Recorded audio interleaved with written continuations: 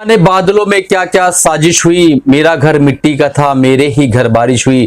दोस्तों, इस शेर से आपको क्या समझ में आता है? रिटेलर्स को निफ्टी ने फिर से अपने दबोच में ले लिया, अपनी चपेट में ले लिया। रिटेलर्स फिर से बहुत ज्यादा रिटेलर्स इस बार ट्रैप हो गए हैं। कंटिन्यू निफ्टी जो है एक नई नई नई नई ऊंचाई दिखाते गई और रिटेलर उसकी लालच में आते गए और बहुत ढेरों सारे रिटेलर्स जो है इस निफ्टी की चपेट में इस बार आ गए हैं। तो हम देखने वाले हैं कि जिनका घर मिट्टी का था उन्हीं की घर बारिश क्यों हुई, उन्हीं का घर बर्बाद क्यों हुआ, उन्हीं का कच्चा मकान क्यों बाढ़ में बह गया। ये इस वीडियो के अंदर हम देखने वाले हैं। कंप्लीट निफ्टी का एनालिसिस करने वाले हैं, साथ ही साथ एफआईडीआईज क्या एक्टिविटी कर रहे हैं, निफ्टी कहां तक जा सकती है, इसकी गिरावट कहां थमेगी और अभी जो बुल वापस रन आएगा वो पुल बैक होगा या वो रैली होगी, या निफ्टी ने अगली रैली के लिए ये पुल बैक दिया हुआ है, नीचे की तरफ आई है, डाउन की तरफ वापस एक बड़ी रैली आने वाली है। सारी चीजों को हम आज एनालिसिस करने वाले हैं, देखने वाले हैं कि हमारी निफ्टी संडे की जो एनालिसिस होती है उसके अंदर हम सारी चीजों को समझाने वाले हैं आपको। तो वीडियो में लास्ट तक बने रहिएगा बिना स्किप किए हुए, ताकि आप सारी चीजों को समझ सके। दोस्तों, अगर अभी तक इस चैनल को सब्सक्राइब नहीं किया है ना आपने, तो आप बहुत बड़ी गलती करें कि जेन्युइन कंटेंट, अच्छा कंटेंट हमेशा आपको जो है हमारी देने की जो है हमेशा प्रक्रिया होती है। हम चाहते हैं कि अच्छा कंटेंट आपको मिले, आप कंटिन्यूअस मार्केट को सीख सके। इवन बेसिक टेक्निकल एनालिसिस का कोर्स जो 20-30-40 रुपए लेके लोग पढ़ाते हैं अच्छी मार्केटिंग करके, वो हमने बिल्कुल फ्री दे रखा है। प्लेलिस्ट में आप जाकर वहां पर बेसिक टेक्निकल एनालिसिस का कोर्स फ्री में कर सकते हैं। उसके बाद अगर आप चाहें तो हमारा एप्लीकेशन का लिंक है नीचे, डाउनलोड कर लीजिए और वहां पे हम एमएसएम बुलेटिन का एक प्रोग्राम चलाते हैं 3 महीने तक। दोस्तों, जो भी मैं बाय या सेल करता हूं सिर्फ और सिर्फ आप 2000 रुपीज में इनरोल कर सकते हैं। उस पर भी 40% का बहुत बड़ा ऑफर हमने दे रखा है। तो 1200 रुपए में केवल मात्र आप 3 महीने तक मुझसे जुड़ सकते हैं। मैं क्या बाय कर रहा हूं, क्या सेल कर रहा हूं, सारी चीजों की एनालिसिस आपको उस प्रोग्राम में मिलती रहेगी। चलिए वीडियो को शुरू करते हैं बिना देरी किए। नीचे डिस्क्रिप्शन में लिंक है हमारा टेलीग्राम का, बिल्कुल फ्री, आप उसको ज्वाइन कर लीजिए, ताकि डे टू डे मार्केट के बारे में जब भी हम बताते हैं तो वहीं पे बताते हैं दोस्तों, आपको तुरंत मालूम पड़ेगा और आप फैसला ले सकोगे कि क्या करना है।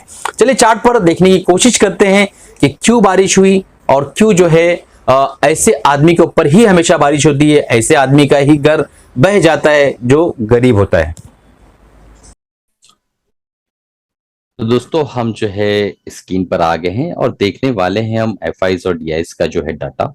16 सितंबर 2022 को उन्होंने क्या कारोबार किया फ्राइडे के दिन, वो हमारे सामने ओपन है। 3260 करोड़ के आसपास की इन्होंने सेलिंग की एफआईज ने कैश में, और डीआईज ने बहुत मामूली सा प्रॉफिट बुकिंग किया। 36 करोड़ के आसपास की सेलिंग की डीआईज ने। एफआईज ने इंडेक्स फ्यूचर के अंदर 837 करोड़ के आसपास की जो है बाइंग की है। एफआईज इंडेक्स ऑप्शंस के अंदर जो इन्होंने बाइंग की है 6863 करोड़ के आसपास की। तो एक बहुत बड़ा डाटा इन्होंने ऑप्शंस में बाय किया और एक बहुत बड़ा अमाउंट जो है इन्होंने एग्जिट किया है कैश मार्केट से। और एफआईज ने स्टॉक फ्यूचर के अंदर जो है यहाँ पे आप देख पा रहे हैं 3466 करोड़ के आसपास की सेलिंग की है। तो कहीं ना कहीं ये डाटा ओवरऑल जो है एक बियरिश मोड हमें दर्शाता है। ऐसा दर्शाता है कि ये जो है थोड़ा सा बियरिश हो चुके हैं। इससे पूरे डाटा को अगर एक साथ स्टडी किया जाए तो अब चलते हम देख लेते हैं पीसीआर क्या है। तो अगर मैं इस मंथ की एक्सपायरी का पीसीआर चेक करूं, पुट कॉल रेशो, तो उसका ओपन इंटरेस्ट आपको दिखाई देगा कि निफ्टी के अंदर 1.18 है और बैंक निफ्टी में 1.07 है। तो 1 के ऊपर तो दोस्तों बुलिश माना जाता है, बट इसको मैं इस वक्त अभी आपको बताना चाहूंगा कि ये एक तरह का न्यूट्रल डाटा है, ठीक है, क्योंकि पुट कॉल वॉल्यूम देखिए आप 0.99 है और 0.94 है। तो ये एक न्यूट्रल डाटा निकल कर आता है पीसीआर का। तो जो लोग ऑप्शंस के अंदर काम करते हैं इससे उनको क्लू मिलेगा थोड़ा सा। अब चलते हैं और हम देखने की कोशिश करते हैं एक एक चीज जो मैं आपको बताना चाहता हूं। देखिए, यूनाइटेड स्टेट इन्फ्लेशन जो रेट है वहां अभी इस वक्त आपके सामने यहाँ पे बिल्कुल मौजूद है। तो 8 के ऊपर है, 8.2 8.3 के आसपास चल रहा है। और ये देखिए कितना कम था, 2-2.5 के आसपास चला करता था एक जमाने में। यहाँ पे आप देख पा रहे हैं इस जगह पे, ठीक है, 2-2.5 के आसपास चला करता था और बीच में तो 0 के आसपास भी आ गया था। उसके बाद आप देखिए कि एक भयंकर जो है इन्फ्लेशन यहाँ पे दिखाई दे रहा है और ये इन्फ्लेशन ही जो है एक बाहुबली का काम कर रहा है हमारी मार्केट के लिए, यूएस का इन्फ्लेशन, ठीक है। अब चलते हैं हम देख लेते हैं यूएस का consumer price index CPI year two year आप देखेंगे यहाँ पे, तो आपको समझ में आएगा दोस्तों कि सीपीआई भी जो है इस वक्त 8.3 के आसपास चल रहा है, जो कि एक ठीक ठाक है। मतलब बहुत ज्यादा हम इसको इतना इंपॉर्टेंस नहीं दे सकते हैं, बट यहाँ पे आप देख पा रहे हैं कि यूएस का कंज्यूमर प्राइस इंडेक्स 8.3 के आसपास चल रहा है और फोरकास्टिंग 8.1 के आसपास हुई है। इससे पहले 8.5 के आसपास था। तो ये मैंने आपके सामने 5 साल का पूरा डाटा यहाँ पे चार्ट फॉर्मेट में लगा के रखा हुआ है, तो आप देख सकते हैं कि कैसा तेजी के साथ सीपीआई जो है यहाँ पे बढ़ा है। अब तो सबसे इंपॉर्टेंट पॉइंट्स पे चलते हैं ब्रेंट क्रूड ऑयल पे। तो ब्रेंट क्रूड ऑयल जैसे कि मैंने डेली टाइम फ्रेम में कई बार एनालिसिस की, जब यहाँ पे प्राइस था तब मैं बता रहा था कि ये ब्रेक करेगा तो नीचे 86 85 के आसपास जाएगा। तो यहाँ पे मुझे ऐसा लगता है कि 87 88 के आसपास आकर ये वापस गया है। तो दोस्तों यहाँ पे एक चौंकाने वाली जो बात है, जो मुझे एक प्राइस एक्शन के हिसाब से नजर आ रही है, कि जब ये नीचे आता है तो फौरन बाय हो जाता है, जब ये नीचे आता है फौरन बाय हो जाता है, जब नीचे आता है फौरन बाय हो जाता है। देखिए यहाँ भी ये जो है फ्राइडे के दिन जो है यहाँ पे एक बाइंग आ गई थी, आप यहाँ पे देख पा रहे हैं। तो ये एक जो हैमर के साथ जो बाय हो रहा है ना बार बार, इन्वर्टेड हैमर यहाँ देखिए, तो ये एक हमारे इस चार्ट के हिसाब से देखा है तो एक नेगेटिव संकेत है। ठीक है, तो बार बार जो बाय होना इस बात का संकेत देता है कि इसके अंदर कोई ना कोई है जो इसको ऊपर ही रखना चाह रहा है या ऊपर ही रहना चाह रहा है। तो ये हमारे लिए आगे भविष्य में नेगेटिव इंपैक्ट इक्विटी के अंदर डाल सकता है, जैसा कि मैं हमेशा आपको समझाता भी रहता हूं और बताता भी रहता हूं। अब चलते हैं हमारे इंपॉर्टेंट पॉइंट की तरफ, जो हम आज करना चाह रहे हैं, देखना चाह रहे हैं दोस्तों, तो उसकी तरफ चलते हैं। सबसे पहले देख लीजिए, मैं आपको बताता हूं नैस्डैक की कहानी, और इसके अंदर जो मैं आपको एनालिसिस देने वाला हूं ना दोस्तों, यूट्यूब पे शायद ही कुछ यूट्यूबर्स ने ध्यान दिया होगा इसके ऊपर, अदरवाइज शायद आपको एनालिसिस अभी तक मिली नहीं होगी। तो मैं आपको बताना चाह रहा हूं कि अगर हम नैस्डैक को प्रॉपरली देखें, मैं यहाँ पे ब्लू पेन ले लेता हूँ, थोड़ा सा बोल्ड ले लेता हूँ दोस्तों। तो आप यहाँ पे देख पाएंगे कि इसके अंदर एक गिरावट जब आई, उस गिरावट के बाद एक तेजी आई, ये आपने देखा, बराबर है।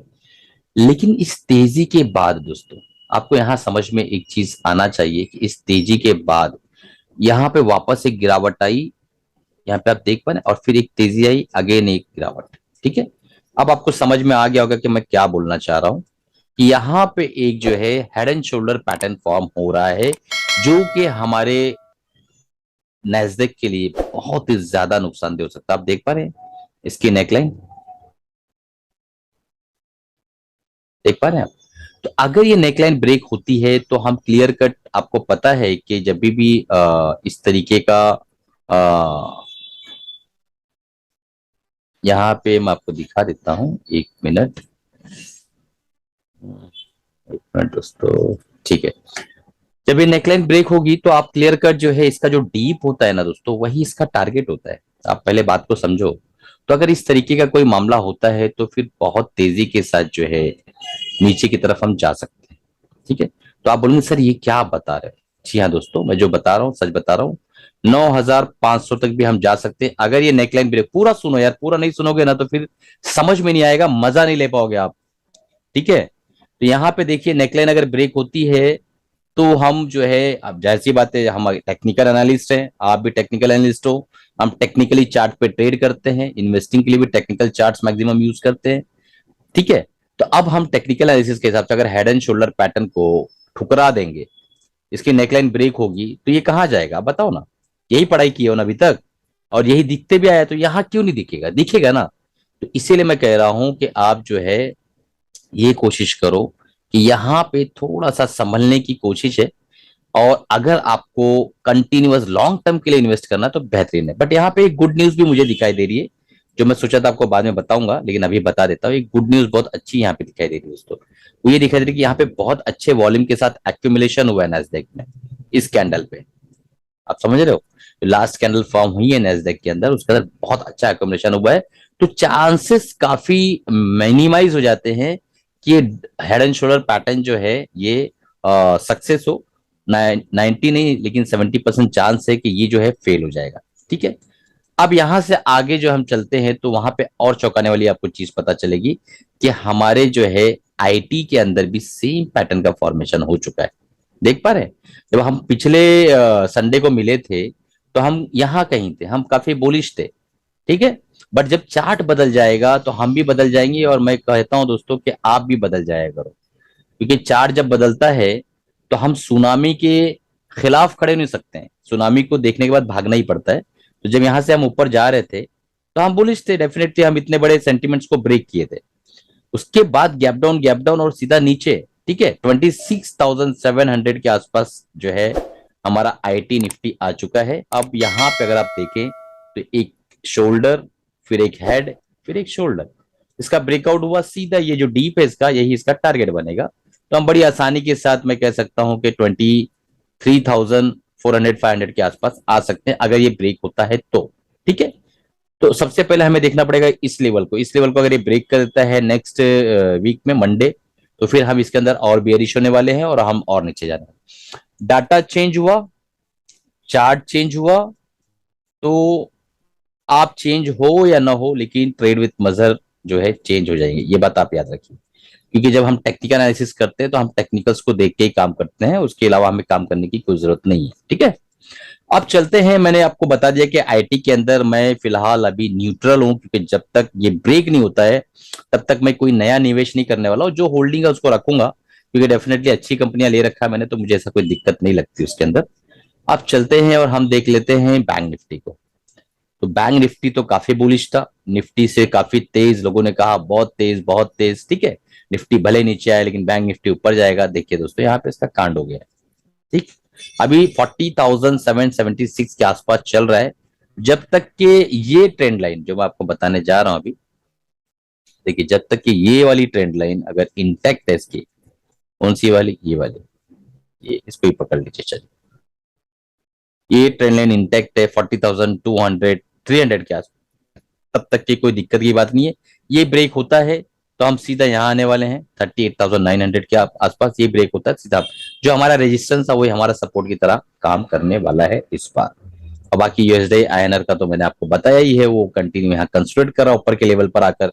एक बार इसने ये ब्रेक कर दिया ना, ये लेवल दोस्तों मैं बता देता हूँ, ये लेवल्स 79.9 यानी 80 का लेवल ब्रेक किया तो फिर यहाँ पे और एक भीषण तेजी हमें दिखाई देगी, और हमें जो है वापस से इक्विटी पे प्रेशर बनता हुआ फिर से दिखाई देगा। तो ओवरऑल जो है हमारे सारे डाटा अभी तक के जो भी निकल कर आए हैं वह तो या बेरिश है या तो फिर वो जो है न्यूट्रल है। कोई बहुत बुलिश संकेत अभी फिलहाल हमें दिखाई नहीं दिया है कि जिसके बेस पे हम कहें कि ये बुलिश है। देखिए ऑटो बुलिश था, ऑटो भी करेक्टिव फेज में डबल टॉप बना के, देखिए आप डबल टॉप इसने बनाया और उसकी नेकलाइन भी ब्रेक कर दिया। अब हमारा टारगेट अगला यहाँ पे आ सकता है, ठीक है। और ये टारगेट ब्रेक किया तो फिर हमारा अगला टारगेट ये आ सकता है, ठीक। तो ये देखना है, और नई पोजीशन के लिए तो डेफिनेटली दोस्तों इसके ऊपर जब क्लोजिंग देगा तो ही बनाना है। तो डबल टॉप फॉर्मेशन बना के नीचे आ रहा है, नेकलाइन को भी ब्रेक कर दिया है। नेकलाइन को ब्रेक किया तो ये जो डीप है इसका टारगेट है, तो हमारा अगली टारगेट ये रहेगा, उसके बाद वाला टारगेट ये रहेगा। जो हमारा रेजिस्टेंस था वही एज अ सपोर्ट एक्ट करने वाला है। अब चलते हैं देख लेते हैं हम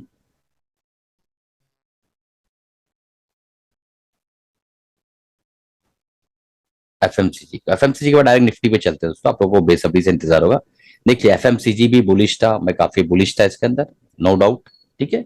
अब यहाँ पे आप देख पा रहे हैं कि एफएमसीजी ने भी अपना ये जो है एक स्विंग लो जो यहाँ बना था छोटा सा, उसको ब्रेक किया। तो डेफिनेटली अब ये अगली बार इसके टारगेट्स ये हो सकते हैं 43,000 के आसपास, बड़ी आसानी के साथ आ सकता है। उसके बाद के टारगेट्स ये नेक्स्ट वीक में जो डाउन साइड टारगेट अगर मार्केट नीचे आती है तो सारे टारगेट्स आपको मिलते हुए नजर आएंगे दोस्तों। अब चलते हैं निफ्टी पर, इससे पहले मैं आपको एक चीज बता दूं कि ये एमएसएम बुलेटिन अगर मैं जो भी बाय सेल कर रहा हूँ वो आपको देखना है और समझना है कि मैं किस तरीके से अपनी ट्रेडिंग को लेता हूँ और क्या बाय क्या सेल कर रहा हूँ। तो 2000 का कोर्स है, 40% का मानसून बोनंजा ऑफर है, आपको सिर्फ और सिर्फ 1200 रुपए में 3 महीने तक मुझसे जुड़ने का मौका मिलेगा। एजुकेशनल वीडियोस इसके अंदर आते हैं, मैं कहाँ बाय सेल कर रहा हूँ वो आपको पता चलेगा, क्यों बाय सेल कर रहा हूँ वो आपको पता चलेगा। तो आपकी लर्निंग स्ट्रांग होगी और साथ में आप अपने फाइनेंशियल एडवाइजर मशवरा लेके आप उसके अंदर अर्निंग भी कर सकते हैं। अब चलते हैं डायरेक्टली हम निफ्टी के एनालिसिस को देख लेते हैं। तो निफ्टी में मैंने एक चीज बताया था आपको कि यहाँ पे देखिए जीरो लाइन के ऊपर आ चुका है मैकडी का दोनों जो है लाइंस, ठीक है। और यहाँ पे आप एक देख पा रहे होंगे कि एक बेरिश क्रॉसओवर हुआ था इस जगह पे, ठीक।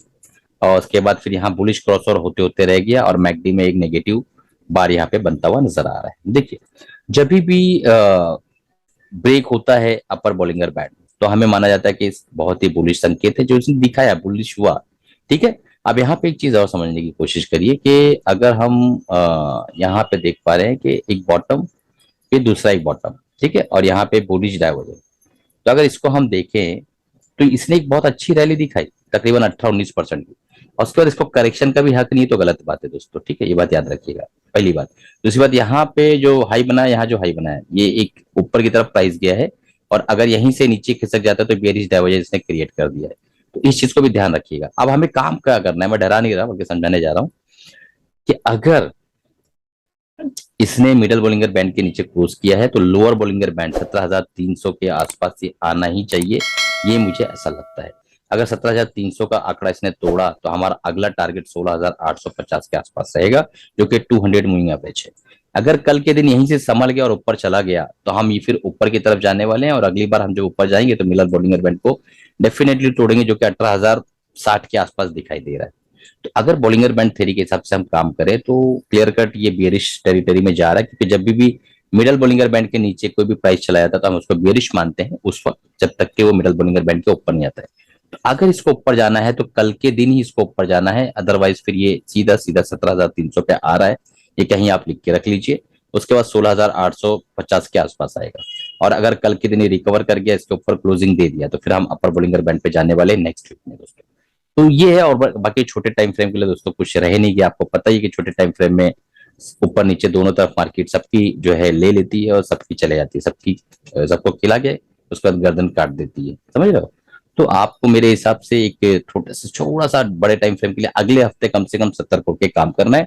बाकी ऑप्शन ट्रेडर को तो अपनी स्ट्रेटेजीज पता है, अपनी स्ट्रेटेजी पे काम करिए, straddle, strangle, long straddle, short strangle, जो भी आपको बनाना है, पुट कॉल रेशियो जो भी आपको बनाना है सब बनाइए, अपने हिसाब से काम करिए, उसके लिए मेरा कोई जो है एडवाइस नहीं है।